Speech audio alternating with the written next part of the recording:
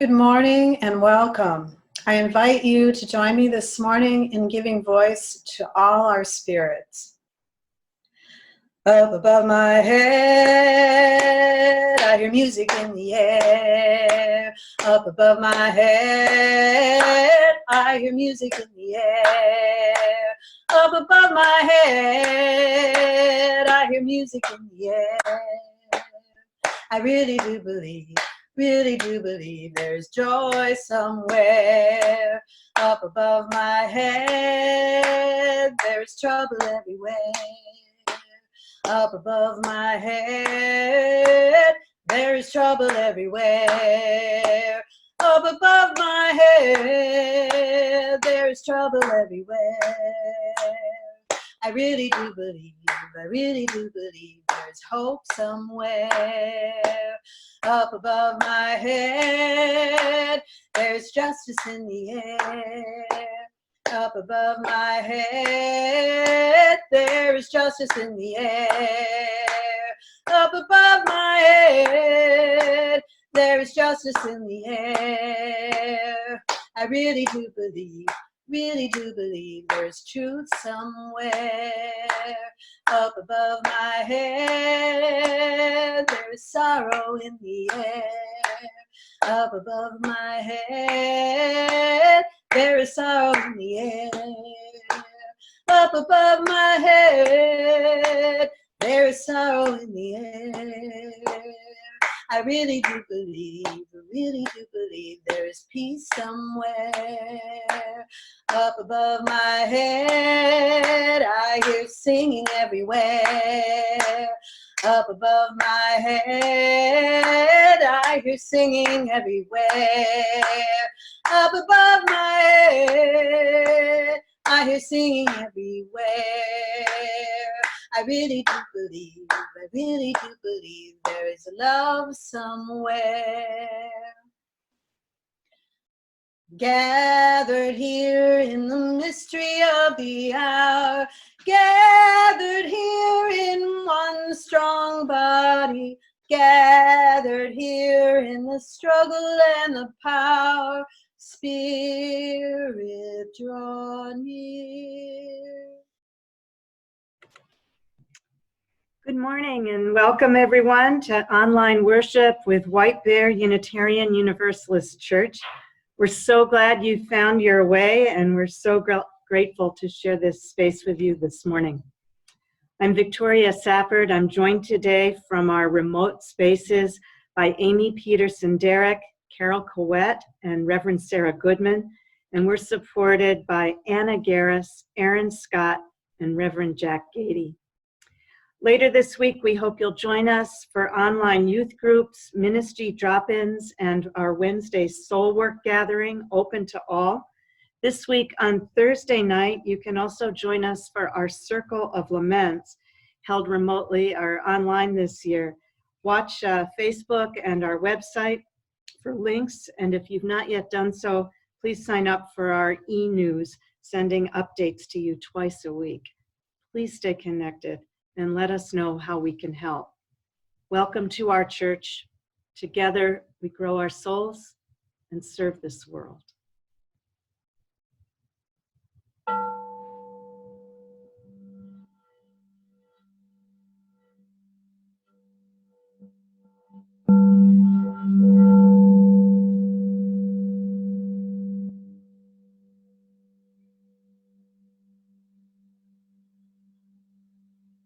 Come in.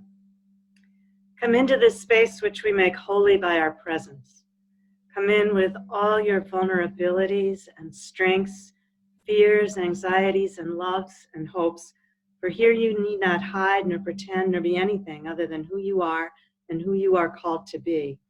Come into this place where we can touch and be touched, heal and be healed, forgive and be forgiven.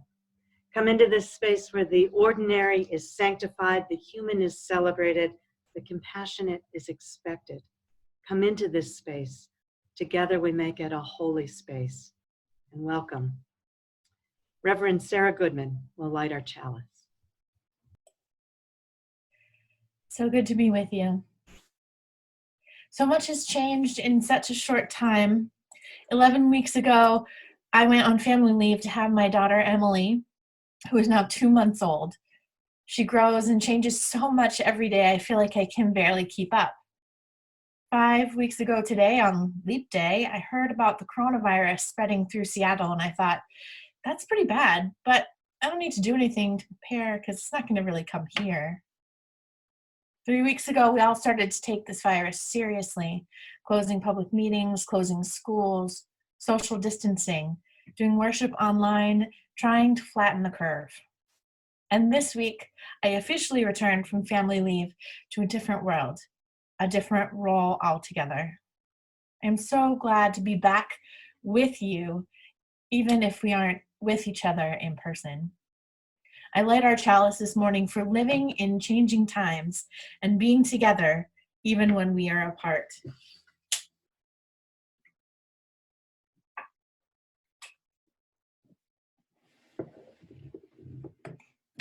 Join me in our opening words. Love is the spirit of this church, and service is its law. This is our great covenant, to dwell together in peace, to seek the truth in love, and to help one another.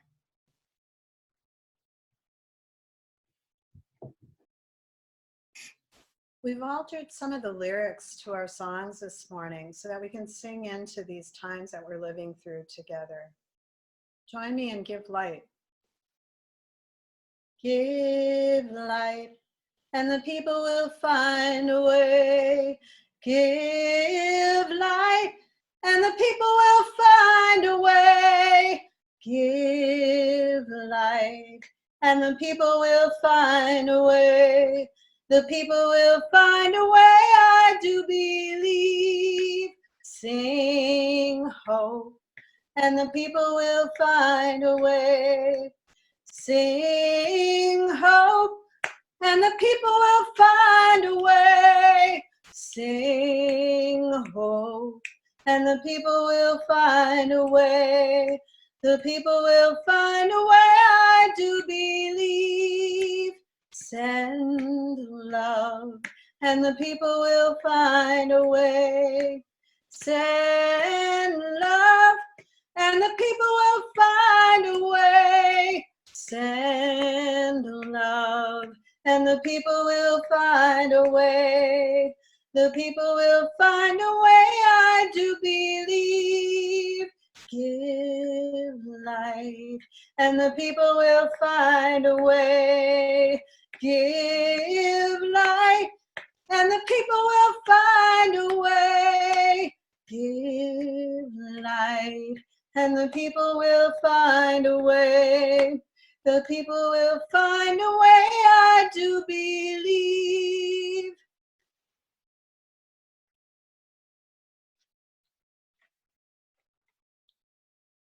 Good morning. The stories we share come from so many different sources. And this morning, I wanted to share a story with you about a Unitarian named James Luther Adams. He was born in the early 1900s, and he was a minister and a teacher who spent a lot of time studying different stories and ideas. One of the stories that James was very interested in was a story in the Hebrew scriptures about David and Goliath. David was the youngest and smallest of many brothers who lived in a land called Israel. And they lived at a time when the Philistine army was getting ready to invade, and their army included a great big giant named Goliath.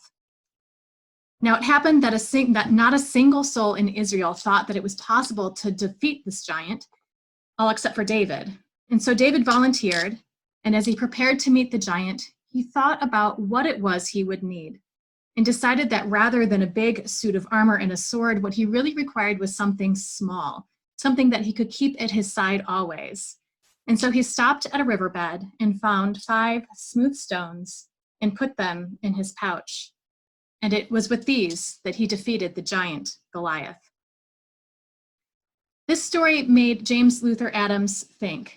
He thought, even if we have never had to face a great big actual giant like Goliath, sometimes the things that we face in our lives feel like great big giants, and sometimes these things make us feel really scared. And so he wondered, what 5 things do we need to keep at our sides as Unitarians when we feel the way forward is impossible? And so he wrote about the 5 smooth stones of liberal religion. The first thing he thought was, you know what? Every single day, I'm learning something new. The world and what I experience and know is constantly transforming. New wisdom is being revealed to each of us all the time. Wherever we go and whoever we're with, we're always learning something new. The first stone reminds us that we're always learning. The second thing he said is that it is really important that we seek out community wherever we can find it, and that it's most important that our communities are freely chosen. As Unitarian Universalists, we choose to be in covenant with one another. The second stone reminds us to be in covenanted community. The third thing he said is that it's our job to work for a loving community. Just as our words that our children say as we light our chalice, we work for friendship and peace in our world. This third stone reminds us to work for justice. The fourth thing he thought was that we need to look for ways to live the things we believe to be true out loud in the world, each and every day. This means that we cannot just believe in a loving world. We need to actively look for ways to live it. The fourth smooth stone calls us to action. The last thing that he said was that even though there are times when things might get tough, all of these things, the fact that we're always learning, that we're in covenanted community, that we work together for love in our world, and that we're a people of action, all of this is enough to give us hope anyway. Even if what faces us feels like a great big giant, the fifth smooth stone calls us to find and grow that deep sense of hope, and let our hope guide us in all that we do. Carol's going to sing with us again.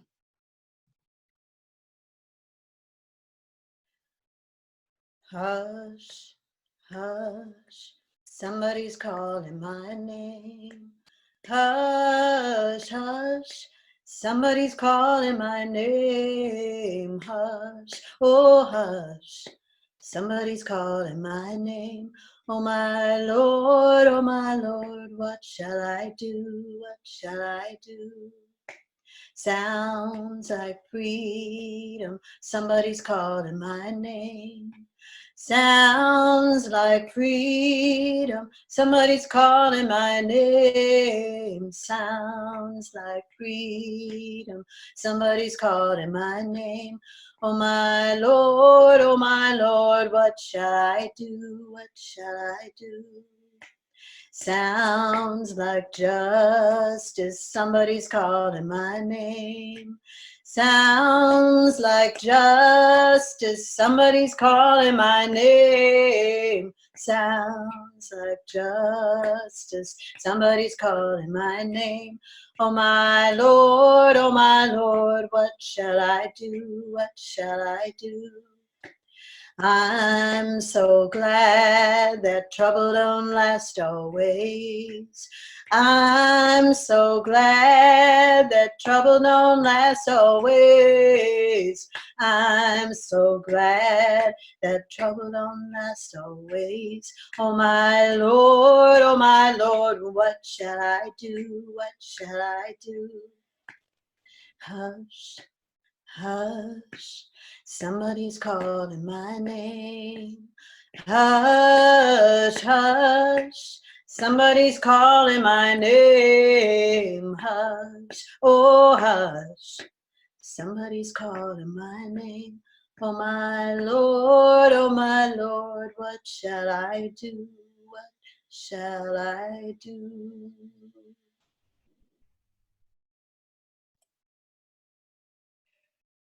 This reading is from Leslie Newman. She's the author of 75 books for readers of all ages. 13 ways of looking at life before the virus. 1. I remember shaking hands, damp, sweaty hands and dry, scratchy hands, bone-crushing handshakes and dead fish handshakes, two-handed handshakes, my hand sandwiched between a pair of big, beefy palms. I remember hairy hands and freckled hands, young, smooth hands and old, wrinkled hands, red polished fingernails and bitten, jagged fingernails, stained hands of hairdressers who had spent all day dyeing, dirty hands of gardeners who had dug down deep into the good earth. 2. Thousands of years ago, a man stuck out his right hand to show a stranger he had no weapon. The stranger took his hand and shook it to make sure he had nothing up his sleeve, and that is how it began. 3. I remember sharing a bucket of greasy popcorn with a boy at the movies, though I no longer remember the boy or the movie. The thrill of our hands accidentally on purpose brushing each other in the dark. 4. I remember my best girlfriend and I facing each other to shriek, "Miss Mary Mac, Mac, Mac," and the loud, satisfying smack as our hands, 4 palms, slapped together. 5. I remember high fives and how we'd laugh when we'd miss and get a do-over. 6. I remember the elegant turn of shiny brass doorknobs, warm and cool to the touch. 7. I remember my mother's hands tied to the railing of her hospital bed and how I untied them when the nurse wasn't looking and I held them in my lap. 8. I remember holding my father's hand and how the big college ring he wore rubbed against my birthstone ring, irritating my 4th finger, but I never pulled away. 9. I remember the joy of offering my index finger to a new baby who wrapped it in her fist as we gazed at each other in wonder. 10. I remember tapping a stranger on the shoulder and saying, "Your tag is showing. Do you mind if I tuck it in?" She didn't mind. I tucked it in. 11. I remember salad bars and hot bars. I remember saying, "Want a bite?" and offering a forkful of food from my plate. I remember asking, "Can I have a sip?" and placing my lips on the edge of your cold, frosty glass. 12. I remember passing around the kiddush cup, each of us taking a small sip of wine. I remember passing around the challah and each of us ripping off a big yeasty hunk. I remember picking up a serving spoon someone had just put down without giving it a second thought. I remember sitting with a mourner at a funeral, not saying a word, simply taking her hand. Don't go to work. Don't see your friends. Don't visit your grandmother in the nursing home. Don't bring food to your sister who works at a hospital. Don't hold your partner's hand as she gives birth. Don't play together. Don't pray together. Don't hug. The rules rain down from everywhere now. It's amazing, isn't it? How quickly the most unnatural behavior becomes a habit, almost, but not quite, instinctive, as if we've always done it this way. This particular list of rules is from a writer this week in the Washington Post. She says, of the many cruelties of the coronavirus pandemic, this is one of the hardest to accept in a time when all we want is to be close to the people we care about. Closeness is the one thing we cannot have. 6 feet has never felt further away. And yet, we are doing it. Thank God, we are doing it. Millions of people with selflessness and imagination and resilience and grace, and some with children running all over the house, and some with others to care for in the house, some with stressful jobs to go to, even if your commute now is just a short walk down to the basement, some with no stressful job to go to. You're doing it, keeping apart, and it is not easy. Technology is beautiful, but it is not the same as presence or touch. It brings us into lovely spaces and also lonely spaces, painful places, toxic spaces. We're learning together and teaching each other how to travel safely and sanely in this new exclusively digital landscape, how to stay bright and alert, how to help each other and remind each other at least a few times a day to step back from the screen and just breathe. Be in your body again. Psychologists are talking now about the long-term effects of our new socially distant reality, wondering now not only how we'll survive the virus when it comes, but how we can survive and thrive in isolation. For the one, obviously, we need the best science our international community can gather. We need to muster our best minds. For the other, this question of how to stay human apart from humanity, for that question, we need to muster our best hearts.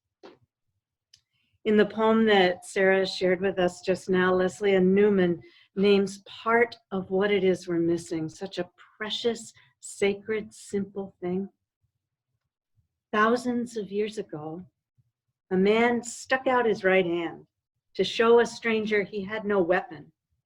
And the stranger took his hand and shook it to make sure he had nothing up his sleeve, and that's how it began. This reminds me of something that one of you said on March 8th, the last Sunday that we were here all together in this house. She came out of the sanctuary after the services like this, and then she greeted me and said, "I just don't trust myself not to shake hands. I know I'm gonna start hugging somebody any minute.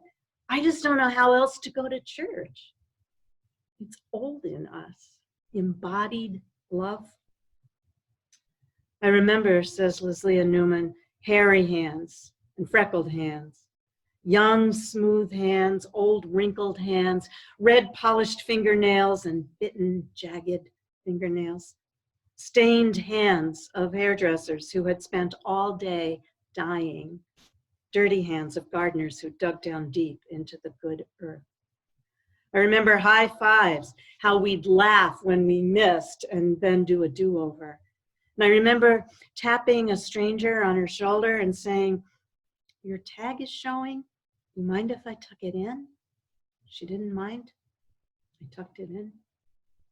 I remember the joy of offering my index finger to a new baby who wrapped it in her fist as we gazed at each other in wonder. I remember sitting with a mourner at a funeral, not saying a word, simply taking her hand. We know that we are built to be together. Even introverts like me know it in our bones, literally, that we are evolved in such a way that we rest easy in company. Our defenses soften. Our heart rates quiet down. Blood pressure, blood sugar, our immunodefense systems all settle more when we're all safe among others, much more than when we're alone. Deep in our cellular memory, we trust that our companions will help us pick berries, staunch our wounds, share their blankets, chase back the saber-toothed tigers. But when we're alone for too long, not in chosen solitude, but lonesome, old hormones awaken the lizard brain, tensing us, testing us, preparing us to fight or flee or freeze. Left on our own, we are mentally and physically at risk. Sarah Kaplan, in her piece in the Washington Post, says there's plenty of evidence suggesting that a wave across the driveway makes a difference. Mental health, physical health. Phone calls, FaceTime, even Zoom webinars make a difference. Kindness makes a seismic difference. It's hard to believe that a handful of such touches could actually contribute to the status of the national health, but it is true. So imagine 10 touches a week. Set yourself a goal of 10 touches a week, a phone call, very old-fashioned, to somebody you know lives by themselves, so they'll hear your human voice. They'll hear your breath. Underneath your stuttering shyness on the phone with someone you barely know, they will hear audibly your friendliness. a shout across the alley, an emailed poem, a brief response to your care convener here at church saying, just type quickly, thank you, yes, I'm fine, and more importantly, how are you? A card in the mail, also old-fashioned, a note slipped under the door of your neighbor, a smiley face on your tax return because somebody opens all those envelopes. A Facebook post that shares your very favorite secret recipe, guarded with your life all these years till now, because now you know we need to know how to make those cookies. And you know you need to see our responses, our likes and our hearts and our thanks and our faces. 10 touches at least in a week. This is our work now, our most important work. We are learning, we're teaching each other how to be by ourselves all together, how to touch without touching, hand to hand, heart to heart. And we are holding so much on our own, in our houses, in our heads, so much confusion, shock, disbelief, terror for our health and our financial future, fear for everybody we love and for everybody else. We're holding grief, and that is not too strong a word for it, for the familiar patterns and rhythms and all the tiny details, so many that were the fabric and the strands of our days now all unraveled. And we are holding in our bodies, if not yet fully in our minds, the tremors, the spasms of anticipatory grief for losses we really cannot yet imagine. It's a lot to hold by yourself. Even if your house is full of people, it's a lot to hold without other people in your day diluting the intensity. All those anonymous ones who used to bustle all around you and jostle you, sometimes very annoying, you would give anything to brush up against them now. I would. So somehow, in the early morning maybe, when your house is still, or on your walk at night when all that's noisy is the wind, in the afternoon when the long day is heavy and you can't really say whether you're sad or bored or both, or at your job where you're still working because your work is essential. Somehow every day, I hope you're finding ways, making ways to listen to your spirit, to breathe deep and give thanks for breath. And listen for the still small voice inside you, the same that sings down from the stars and from bluebirds now, and tells you you're not alone. This world is your home. And together, we're all right here, all breathing with you. We're gathered here on this tiny earth, planet Earth, in one strong body. Hush, hush. Somebody's calling your name. Embodied as we are, we're learning to live all by ourselves, all together. There's a beautiful poem about Maundy Thursday, which falls in the Christian calendar in Holy Week on the day before Good Friday. We observe it here in a Unitarian Universalist way in our Circle of Laments every year, as we will on Thursday this week in an online version. The Christian rite commemorates a poignant scene when Jesus gathered his friends, his weary friends, and he washed their feet, which is the most profoundly embodied action. Poet Nicola Torbett casts it in our present moment. On that day, when they realized their salvation was at hand, they gathered together. Wealthy CEOs knelt before their assembly line workers, abandoning smartphones for towels, and white folks took the feet of Asian immigrants from the nail salon and cleaning women and childcare workers tenderly in their hands, cupping the heels. And we wanted nothing other than to hold one another and eat good food that we grew and cooked together. On that day, people everywhere moved their bodies for joy rather than penance, and all people could dance. And women ran admiring hands over dimpled flesh and smiled into their mirrors, and cosmetic surgeons' offices were shuttered. On that day, bodies ceased to be shameful, stopped being something other people had, something to be avoided or ignored or shut down or incarcerated or ignored, something surplus or dangerous. Bodies were revered on that day for their many colors, differing abilities and shapes and scents, miracles of incarnation. The only way we have on this earth of knowing one another. The only way we have on this earth of knowing each other. We're finding other ways now, but every single one of them, every text and tweet, every call, every post, every one of these ways echoes what we knew first, not in the mind, not on the screen, but in the flesh, the soft and tender flesh, aching to be touched. In the old story, Jesus gathers his friends. He has an intuition, premonition. He knows without fully knowing that something is coming, something mighty, something terrible and terribly hard, something that will change the world. And he knows it's not only about him. In the old story, Jesus gathers his friends with a sense that somehow maybe kindness, maybe touch would be the right next thing. He sits them down one by one, and he takes off their filthy sandals, picks up their sweaty, stinking, pussy feet, caressing them, massaging all the little bones, the toes, the leathery and blistered soles.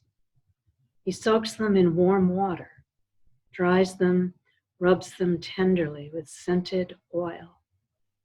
And their defenses soften.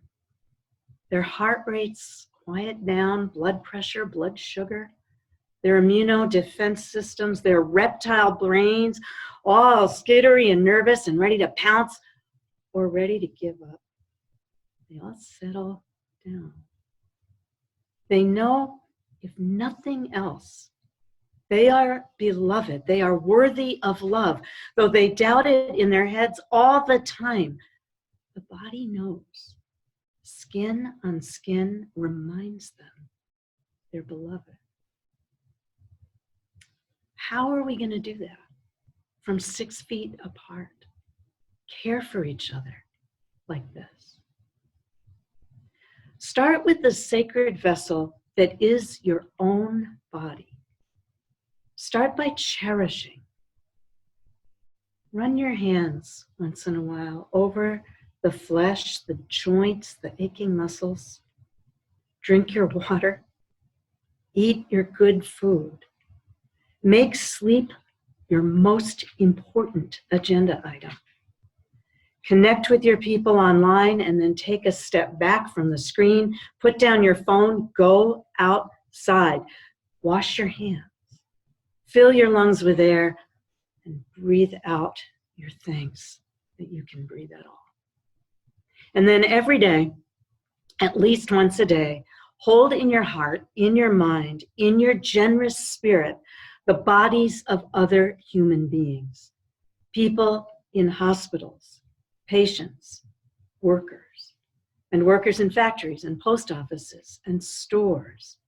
Consider where you're shopping now, where your food comes from, all the stuff that you need and all the stuff that you want. Place the needs of your body, its desires, in proximity to the needs and desires of other bodies. Does the order you're placing, that thing that you're buying, come from a store or a warehouse where workers have walked out because it isn't safe anymore to work there? Order something else from somewhere else. Or maybe order nothing for a while. Stand in solidarity right beside those other bodies. Before lunch, close your eyes. Place the hunger inside your own body in proximity to the hunger of someone else's body. Does your local food shelf have the money it needs to meet the rising tide? Is there some way you could help? Send money, drop off handmade face masks, buy extra when you're shopping, even one can extra, and just leave it by the door? There's a way. In the evening, place the blessed safety that your body knows in proximity to the danger that other bodies are feeling. The transgender teen who's stuck at home now with family who don't understand, and that's perilous. Or the woman or the child threatened by abuse at night in the dark, breathe your gratitude. Then place your sheltered body in proximity to the person with no safe home. And consider, do the shelters and hotlines have what they need? Is there a way? Is there any tangible way you can help? There surely is. Think of that neighbor who lives by himself. Across the chasm of the driveway or the hallway of your building, place your very body in proximity to his loneliness now. Pick up that phone or a pen. Pick up a bag of bananas and embrace him now with all your heart. Body and soul, we survive and we thrive apart altogether. For just a moment now, all by ourselves and never alone, we'll be silent together. I invite you to speak into the silence the names of all those that you're holding in your heart in love and prayer today. Speak them silently or speak them out loud, and open your own hands, literally, to catch the names that all the rest of us are speaking.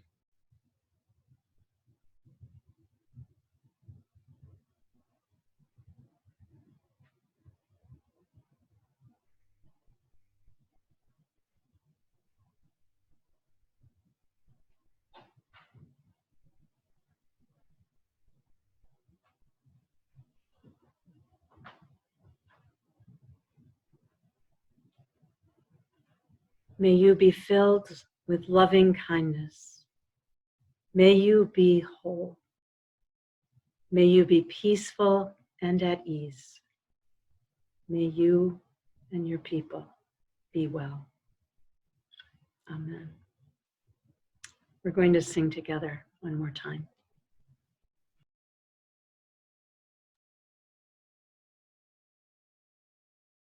Go yonder, and sing to the people, voices of courage resounding and strong.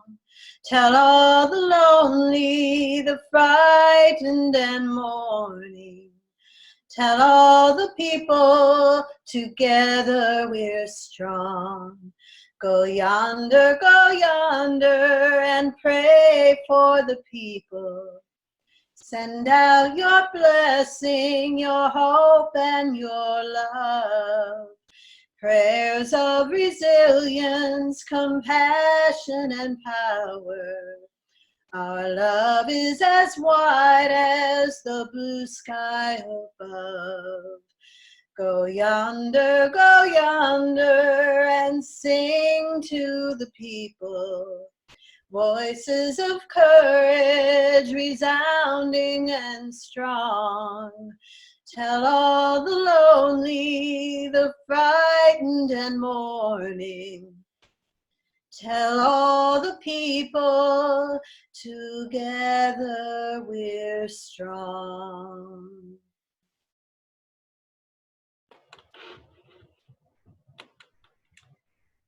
Please say with me the closing words. May peace dwell within our hearts and understanding in our minds. May courage steel our will and love of truth forever guide us.